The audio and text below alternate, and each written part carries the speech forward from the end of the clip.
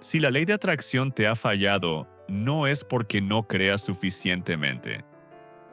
Es porque nadie te explicó el mecanismo real que hay detrás. Y sin el mecanismo, estás usando una herramienta poderosa a ciegas. En 2006, un libro prometió que los pensamientos son frecuencias que atraen circunstancias con la misma vibración. Piensa en abundancia y llegará. Visualiza con suficiente intensidad y el universo entrega. Y millones de personas lo intentaron, con fe genuina, con esfuerzo real. Y cuando no funcionó, la explicación disponible fue la más cruel posible: que el problema eras tú, que tu mente no fue suficientemente positiva, que el fracaso era evidencia de un defecto interno. Eso no es espiritualidad, es culpabilización con vocabulario luminoso. Soy alma sináptica, y hoy vamos a hacer lo que ese libro nunca hizo: darte el mecanismo neurológico real.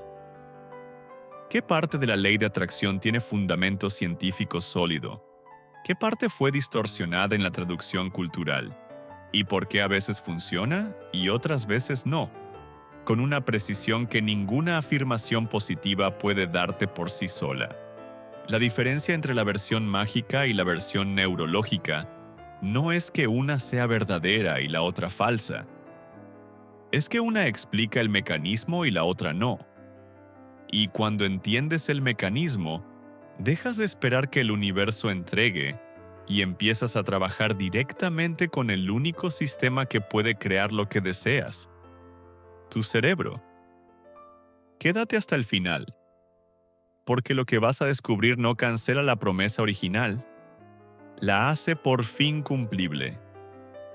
Lo que sí funciona: el sistema de activación reticular como motor de atracción.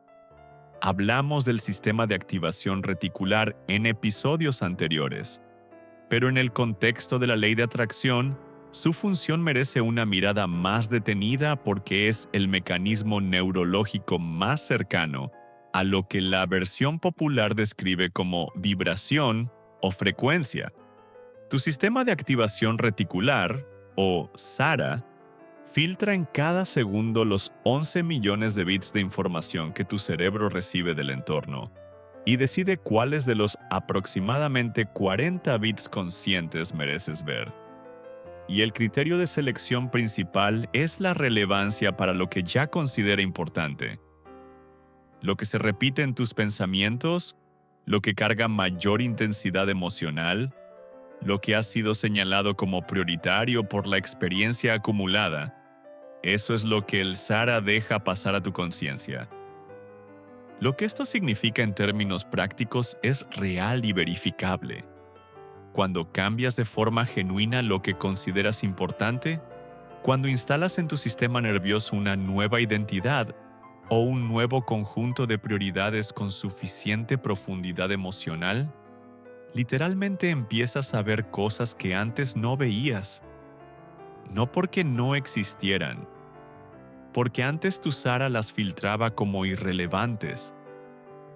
La persona que comienza a identificarse genuinamente como emprendedora empieza a notar oportunidades de negocio en conversaciones donde antes solo veía charla. La persona que instala en su sistema nervioso la identidad de alguien sano y activo empieza a percibir con facilidad las opciones que llevan en esa dirección. No porque el universo cambió, porque el filtro cambió. Eso es real. Eso es medible. Y eso sí funciona exactamente como la ley de atracción prometió, aunque el mecanismo no sea cósmico sino neurológico. El pensamiento no atrae objetos a través del espacio. Abre la percepción a lo que ya estaba disponible y no era visible desde la identidad anterior. Lo que también funciona: el efecto Pigmalión y las expectativas que se cumplen a sí mismas. En 1968, los psicólogos Robert Rosenthal y Lenore Jacobson documentaron algo que se conoció como el efecto Pigmalión. cuando los maestros creían que ciertos estudiantes tenían alto potencial. Esos estudiantes efectivamente mostraban mejoras significativas de rendimiento a lo largo del año, independientemente de su capacidad inicial medida. La expectativa del maestro, comunicada de formas sutiles a través del lenguaje, el tono, la atención y el comportamiento, generaba en el estudiante una respuesta que confirmaba esa expectativa. Lo que Rosenthal documentó en el aula existe también como mecanismo interno. Las expectativas que tienes sobre ti mismo y sobre lo que es probable en tu vida, sostenidas con suficiente consistencia y profundidad emocional, generan comportamientos, interpretaciones y respuestas que tienden a confirmarlas. No como magia, como circuito de retroalimentación entre expectativa, comportamiento y resultado. Cuando esperas que las cosas salgan bien, tu sistema nervioso opera desde un estado de relativa apertura y confianza que afecta mesurablemente la calidad de tu toma de decisiones, tu disposición a intentar, tu tolerancia al riesgo calculado y tu capacidad de recuperarte del error. Cuando esperas que salgan mal, el modo de amenaza se activa. El campo de percepción se estrecha y los comportamientos generados confirman la expectativa negativa con una eficiencia casi cruel. Los contemplativos lo llamaron la fuerza de la fe o la coherencia entre el mundo interior y el exterior.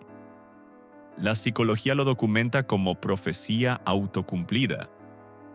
La neurociencia lo describe como coherencia entre el estado del sistema nervioso autónomo y los patrones de comportamiento que ese estado genera.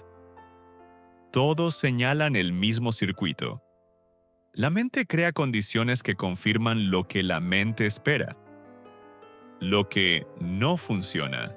La visualización sin acción y el problema del sueño pasivo. Aquí está la parte que la versión popular de la ley de atracción raramente menciona con la claridad que merece. En 2011, la investigadora Gabriele Oettingen publicó los resultados de más de 20 años de estudios sobre el efecto de la visualización positiva en el logro de objetivos. Y lo que encontró contradice directamente una de las premisas centrales de la versión popular: visualizar el resultado deseado de forma positiva y sostenida, sin combinarla con un análisis realista de los obstáculos, consistentemente reduce la motivación y el rendimiento en lugar de aumentarlos. El mecanismo es neurológico y preciso.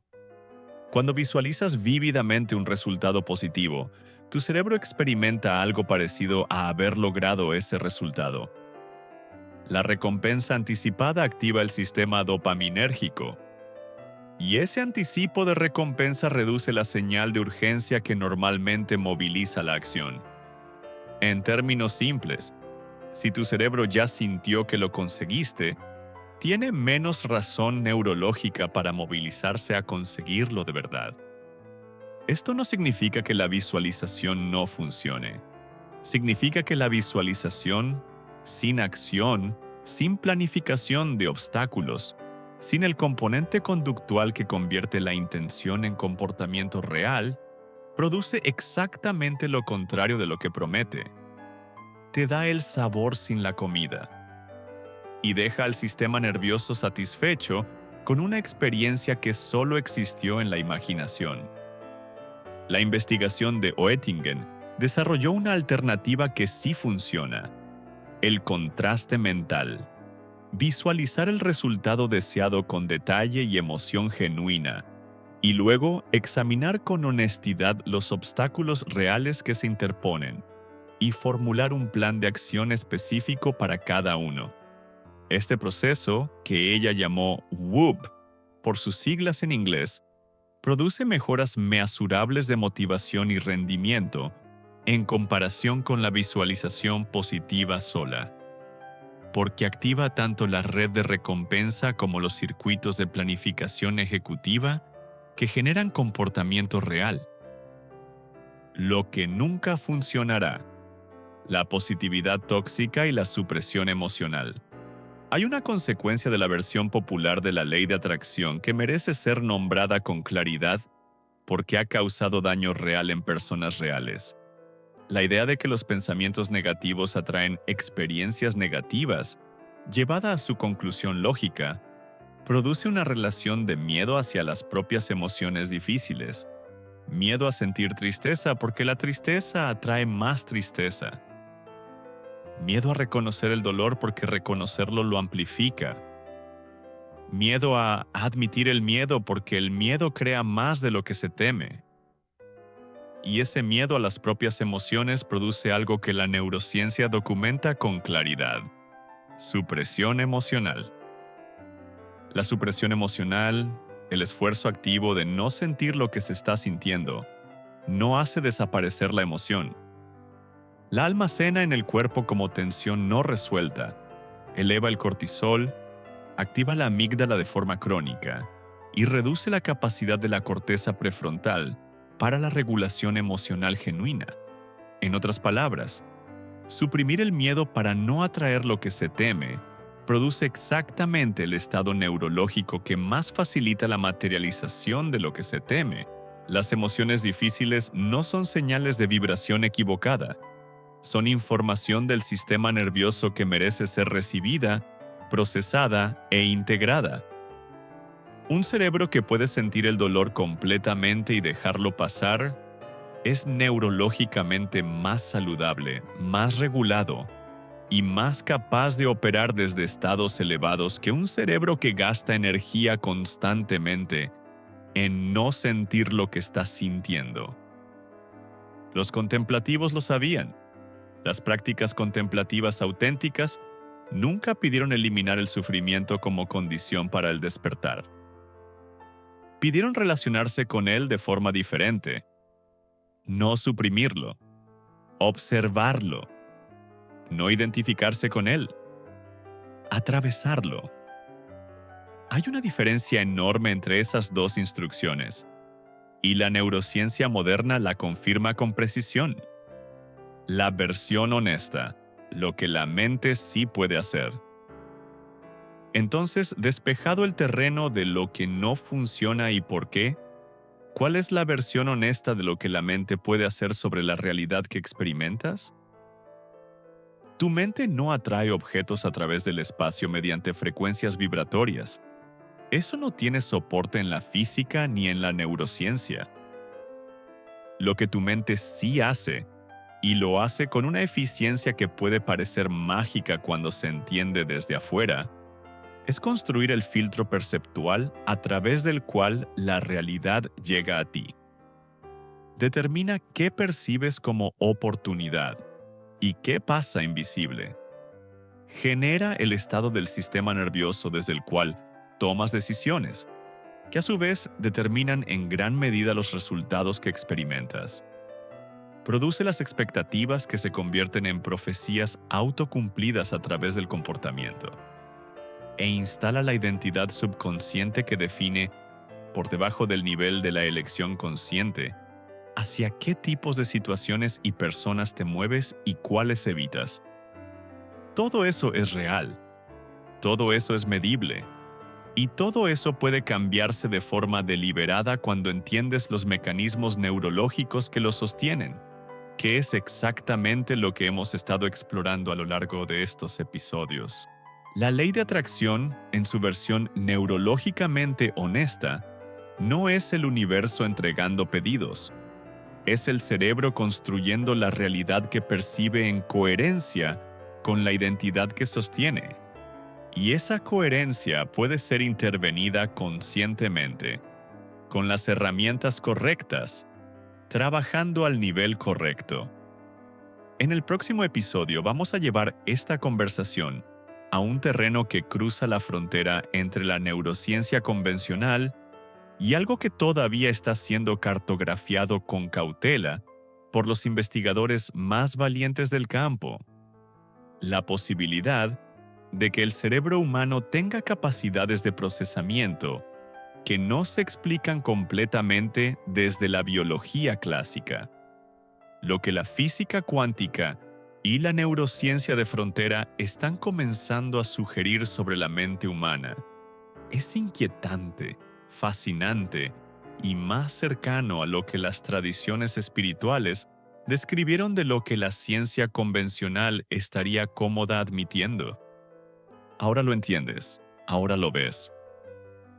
La ley de atracción no era completamente falsa, era incompleta.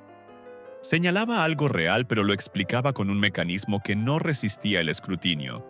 Y en esa brecha entre la promesa y el mecanismo, se instalaron expectativas que dejaron a muchas personas más confundidas, más culpabilizadas y más desconectadas de su propia capacidad real de influir sobre su vida.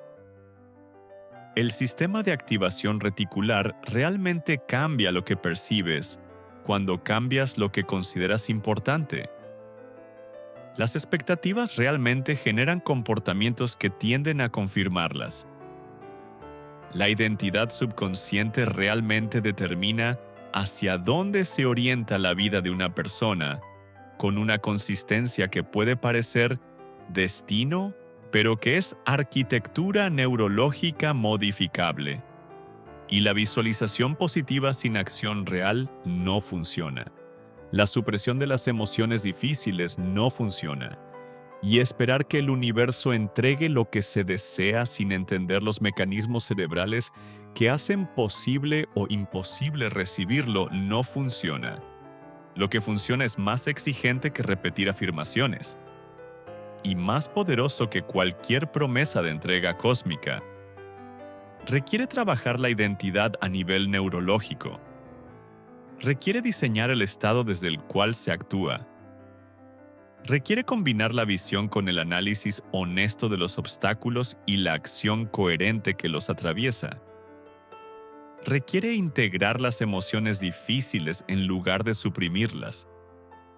Requiere, en suma, conocerse a uno mismo con la profundidad que las tradiciones contemplativas siempre dijeron que era el trabajo central de una vida humana. La neurociencia no simplifica ese trabajo, lo confirma, y le da un mapa que hace posible hacerlo con más precisión de la que ninguna generación anterior tuvo disponible. Si este video cambió algo en la forma en que entiendes tu propia capacidad de influir sobre tu vida, escríbelo en los comentarios. Trabajo con el cerebro, no contra él. Quiero saber cuántos de ustedes están listos para la versión honesta y más poderosa de esta conversación. Suscríbete a Alma Sináptica para no perderte el próximo episodio. Lo que vamos a explorar la próxima semana está en la frontera más inquietante y más fascinante de todo lo que hemos discutido hasta ahora. Y si llegaste hasta aquí, ya estás listo para esa conversación. Recuerda, tu alma sabe, tu cerebro recuerda. Solo necesitas escuchar.